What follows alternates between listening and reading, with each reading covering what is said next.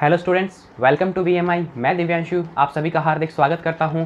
जैसा कि आप सभी लोग जानते हैं, हमने जो क्लास 10th की प्लेलिस्ट स्टार्ट की थी ट्रिग्नोमेट्री यानी कि त्रिकोणमिति के लिए, उसकी शुरुआत हमने की थी ट्रिग्नोमेट्रिक रेशियोज चैप्टर नंबर 6 जो हमारी प्रश्नमाला 6 है या अध्याय 6 है, त्रिकोणमितीय अनुपात, उससे उसके ऊपर हम 5 वीडियोस पढ़ चुके हैं। उसके अंदर हमने कुछ थ्योरी पार्ट, एग्जाम्पल्स और 6.1 का कंप्लीट सॉल्यूशन देख लिया था। आज हम बात करने वाले हैं मिसलेनियस यानी विविध प्रश्नमाला 6 के पार्ट फर्स्ट के ऊपर। आज हम कुछ 5 से 10 क्वेश्चंस को डिस्कस करेंगे, बाकी के नेक्स्ट वीडियो में करने वाले हैं। तो हम स्टार्ट करेंगे क्लास 10th मिसलेनियस एक्सरसाइज 6 विविध प्रश्नमाला 6 और उसका प्रश्न संख्या 1 यानी कि क्वेश्चन नंबर 1 है 10 स्क्वायर 60 इक्वल्स टू कितना। देखिए, जो कुछ क्वेश्चंस हैं 5 से 7 वो ऑब्जेक्टिव टाइप के क्वेश्चन है आपके मिसलेनियस एक्सरसाइज में, विविध प्रश्नमाला में अबस अद वाले प्रश्न हैं। मैंने इनको ऐसा इसलिए लिखा है क्योंकि देखिए, अब सदा लिखूं, पूरा ऑप्शन लिखूं तो बहुत ज़्यादा टाइम वेस्ट होता है। आप भी देखेंगे, आपका भी टाइम वेस्ट होगा। हम सीधी वैल्यूज़ फाइंड करते हैं। अगर वैल्यूज़ हमें फाइंड हो जाएगी, हमें करना आ जाएगा, तो हम डायरेक्ट ऑप्शन टिक मार देंगे। और हमें वैल्यू ही फाइंड करनी है और देख के ऑप्शन टिक मारना है, तो ऑप्शन लिखने का कोई खास मतलब नहीं है। मैंने नहीं लिखे हैं, आप बुक में देखेंगे तो आपको मिल जाएंगे, ठीक है। अगर नहीं है किसी के पास बुक तो मैं स्क्रीनशॉट दे दूंगा या पीडीएफ दे दूंगा बुक की, आप लोग मुझे कमेंट सेक्शन में कमेंट करके बता दीजिएगा। तो फर्स्ट क्वेश्चन पे चलते हैं। पहला प्रश्न है हमारा 10 स्क्वायर 60 इक्वल्स टू कितना। तो देखिए, 10 60 की वैल्यू कितनी होती है बच्चों? 10 60 की वैल्यू होती है आपकी √3, ठीक है। 10 60 की वैल्यू √3 होती है। अगर मैं उसका स्क्वायर कर दूंगा तो वो मेरे पास हो जाएगा 3। डैट मीन्स जो ये वाला क्वेश्चन है 10 स्क्वायर 60, उसमें आपको ऑप्शन में जहाँ 3 दिख जाए उसे मार्क कर देना, उसे टिक कर देना, ठीक है। Question number 1 is completed. Objective में इतना ही टाइम लगेगा, ठीक है। ये आपको थोड़ा सा एनटीएससी ओलंपियाड की थीम देने के लिए ऑब्जेक्टिव क्वेश्चंस बुक में डाले जाते हैं, या थोड़ा सा माइंड खोलने के लिए या कंपटीशन दिखाने के लिए, तो ज़्यादा घबराने की ज़रूरत नहीं है। सिमिलर काम इसमें करना है। इसमें हम क्या करेंगे, इसमें हम बस वैल्यूज़ रख देंगे। 2 का 2 लिख दिया। साइन 60 की वैल्यू कितनी होती है? √3/2, तो मैं लिख दूंगा √3/2 का स्क्वायर। और cos 60 की वैल्यू कितनी होती है? 1/2, ठीक है। अब देखो, 2 से 2 कैंसिल आउट, तो अल्टीमेटली बचा क्या? √3/2 का होल स्क्वायर। और √3/2 का होल स्क्वायर कितना होता है? 3/4। तो आपको जहां ऑप्शन में 3/4 दिख जाए वहां आपको टिक कर देना है, मार्क कर देना है। और कोई इंस्टीट्यूट वाले या कोई कोचिंग वाले पेपर और किसी स्कूल में अगर OMR पे पेपर होता है, वैसे अभी तो होता नहीं है, तो उसमें जो 3/4 वाला आंसर होता है, जो गोला होता है, जो स्फेयर होता है, उसे आपको भरना है। तो वो सब नॉर्मल सी चीज़ें हैं। नेक्स्ट क्वेश्चन पे आ जाते हैं। cosec 30 is equals to 2/√3। तो cosec थीटा है इधर, तो मुझे इधर भी cosec बनाना पड़ेगा, फिर मैं कंपैरिजन कर लूँगा। याद आ रही है ना वो वाली बात? तो देखिए, इधर cosec थीटा का तो cosec थीटा मैंने लिख दिया, ठीक है प्यारे बच्चों। अब 2/√3 cosec में किसकी वैल्यू होती है? आप साइन में देखो कि √3/2 किसका होता है? 60 का। तो ये हो गया उल्टा, 1/sin थीटा होती है ना, तो ये वैल्यू होगी cosec 60 की।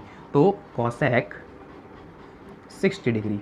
अब देखो, इधर भी cosec, इधर भी cosec, दोनों इक्वल है, तो इसका मतलब जो ये थीटा है ना, ये थीटा इज 60 के इक्वल हो गया। तो लिख देना by comparing theta is equal to 60 degree, ठीक है। ये तो होती है थ्योरेटिकल की बात, और ऑब्जेक्टिव में सीधा होता है थीटा देखा इधर, इधर 60 देखा, दोनों बराबर है, cosec है, तो क्या हो गया? Theta equal to 60। जो 60 वाला ऑप्शन है उसे टिक मारना है और आगे बढ़ना है। वही बात cos स्क्वायर 45, cos 45 की वैल्यू क्या होने वाली है बच्चों?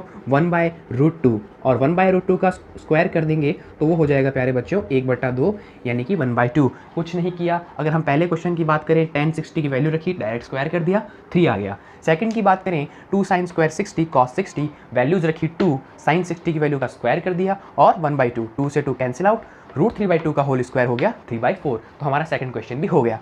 थर्ड की बात करें, cosec theta is equal to 2/√3। अब देखो, इधर cosec है तो इधर भी cosec बना लेते हैं। तो मैंने बताया कि cosec 60 की जो वैल्यू होती है वो होती है 2/√3। तो कुछ नहीं किया, दोनों को कंपेयर कर लिया, इधर भी cosec, इधर भी cosec, दोनों के बीच में अगर इक्वल का साइन है, इसका मतलब थीटा किसके इक्वल हो गया? 60 के ऊपर। हमारा थर्ड क्वेश्चन भी कंप्लीट हो गया, किसी को कोई डाउट नहीं रहना चाहिए। फोर्थ क्वेश्चन की बात करें, cos स्क्वायर 45 कितना होता है? तो cos 45 सब जानते हो यार, इतना पढ़ लिया, इतनी बार रगड़ रगड़ के पढ़ लिया है, तो 1/√2 होता है, उसका स्क्वायर कर देंगे तो 1/2 आ जाएगा। बिल्कुल भी टेंशन वाली बात नहीं है। ये चारों क्वेश्चन आपको समझ में आ गए हो तो आगे बढ़ते हैं प्यारे बच्चों। नहीं आए हो तो एक बार वापस से रिवाइंड करके देख लीजिएगा वीडियो को, ठीक है, आपको अच्छे से समझ में आ जाएगा। अब हम बात करते हैं आगे के क्वेश्चन पर। Now we will discuss about last objective question. ये हमारा अंतिम अबसद वाला प्रश्न है या वस्तुनिष्ठ प्रश्न है या वैकल्पिक प्रश्न है, पांचवा। ठीक है, 5 ही प्रश्न है आपके ऑप्शंस वाले। तो ये है थीटा इक्वल टू 45 है, तो 1 minus cos two theta upon sine to theta की वैल्यू फाइंड करनी है। तो कुछ नहीं करना, थीटा की जगह आपको 45 लिख देना है, 1 माइनस कॉस 2 और यहाँ थीटा की जगह 45 साइन 2 और थीटा की जगह 45। तो अब आगे सॉल्व करेंगे तो ये हो जाएगा 1 minus cos 90 degree upon sine 90 degree. तो प्यारे बच्चों, आप सभी को पता है कॉस 90 की वैल्यू कितनी होती है, 0। तो ये हो गया 1 माइनस 0 और साइन 90 की वैल्यू होती है 1। तो ये हो गया 1/1 और 1/1 कह दो या 1 कह दो, एक ही बात है। तो इसमें जो 1 वाला ऑप्शन है उसे आपको टिक कर देना है। हमने क्या किया, कुछ नहीं किया, इसके अंदर थीटा की वैल्यू 45 रिप्लेस कर दी। तो ये हो गया 2 और 45, यहाँ भी 2 और 45। तो मेरे पास आ गया 1 minus cos 90 upon sine 90 degree. तो देखिए कॉस 90 की वैल्यू मुझे पता है 0 होती है और साइन 90 की वैल्यू मुझे पता है 1 होती है। मैंने बस रख दी 1 माइनस 0/1, दैट इज 1/1 और मेरे पास फाइनल आंसर आ गया 1। जो 1 दिख जाए आपको ऑप्शन में, उस पर आपको टिक कर देना है। तो यहाँ तक बात हुई आपके ऑब्जेक्टिव क्वेश्चंस की। आपके टॉप 5 जो पहले 5 क्वेश्चंस थे वो ऑब्जेक्टिव टाइप के थे, वस्तुनिष्ठ प्रकार के थे, तो उन पे हमने चर्चा कर ली है। अब हम बात करेंगे, कुछ प्रूव्स वाले क्वेश्चन हैं तो अब हम उनकी बात करने वाले हैं। अब हम 6th क्वेश्चन पे बात करते हैं। ये प्रूव का क्वेश्चन है। प्रूव दैट, सिद्ध करना है आपको cos 60 is equals to 2 cos square 30 degree minus 1। मतलब कुछ नहीं करना, इधर भी वैल्यू रखनी है, इधर भी वैल्यू रखनी है, दोनों तरफ सॉल्व करना है। वही प्यारी बात, छोटी सी बात, हलवा क्वेश्चन वंस अगेन, एक बार फिर हलवा प्रश्न। तो cos 60 की वैल्यू कितनी होती है, cos 60 की वैल्यू होती है बच्चों 1/2, पहले ही पता है और आप बहुत बार प्रैक्टिस कर चुके हैं, 2। और cos 30 की वैल्यू कितनी होती है, cos 30 की वैल्यू होती है √3/2 और इसका भी होल स्क्वायर -1। ठीक है बच्चों, ये तो 1/2 का 1/2 पड़ा है, 2 का 2 पड़ा है, इस √3/2 का स्क्वायर हो जाएगा 3/4 -1। अब देखिए 2 1 जा 2, 2 2 जा 4, तो ये हो जाएगा 3/2। तो ये हो गया 3/2 -1 और इधर LHS में 1/2 चल रहा है। तो देखिए 3/2 में से माइनस हो जाएगा 1, तो मेरे पास अल्टीमेटली आ जाएगा 1/2 और इधर तो 1/2 पहले से ही है। तो इसका मतलब क्या हुआ, LHS is equals to RHS।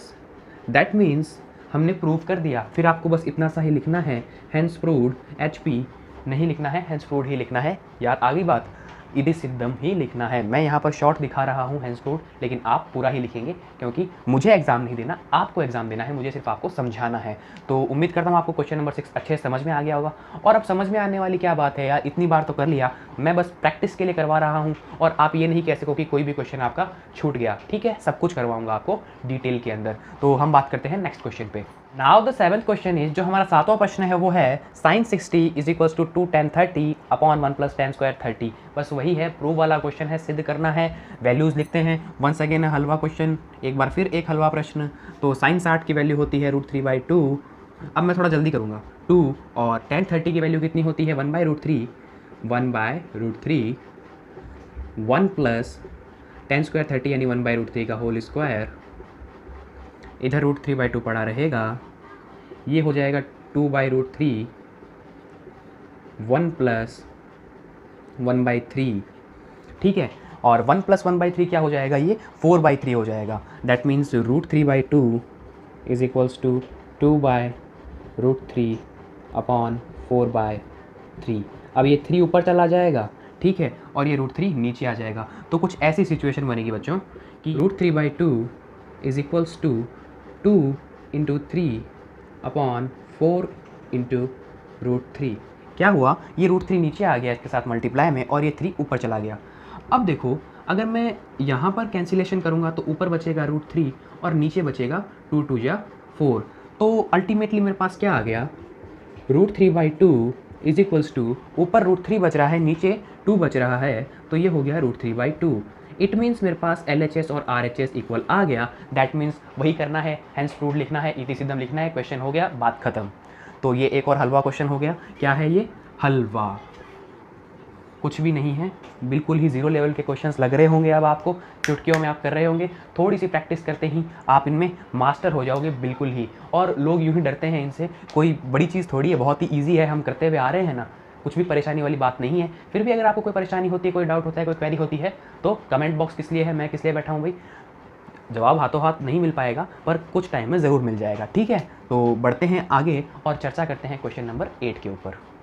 तो क्वेश्चन नंबर 8 है, जो प्रश्न 8 है वो है cos 60 is equals to 1 minus tan square 30 upon 1 plus tan square 30। Similarly वही काम करने वाले हैं, हलवा क्वेश्चन। फिर से एक बार, सारे क्वेश्चन ही हलवा हैं भाई, कुछ है ही नहीं। 6 चैप्टर में तो अब आपको लग ही रहा होगा, और वास्तव में कुछ नहीं है अगर आप प्रैक्टिस करते हैं और सही से पढ़ रहे हैं और इंटरेस्ट है आपका। तो cos 60 की वैल्यू क्या होगी? cos 60 की वैल्यू होती है बच्चों 1/2 और 1 माइनस टेन स्क्वायर 30 यानी 1/√3 का स्क्वायर, और नीचे भी सेम ही रहेगा, बस फ़र्क कहाँ है? फ़र्क है एक प्लस का, कि ऊपर माइनस है और नीचे प्लस है। तो आगे बात करते हैं, ये इधर 1/2 का 1/2 चल रहा है, ज़्यादा टेंशन नहीं लें। ये हो जाएगा 1 माइनस 1/3 और ये हो जाएगा 1 प्लस 1/3।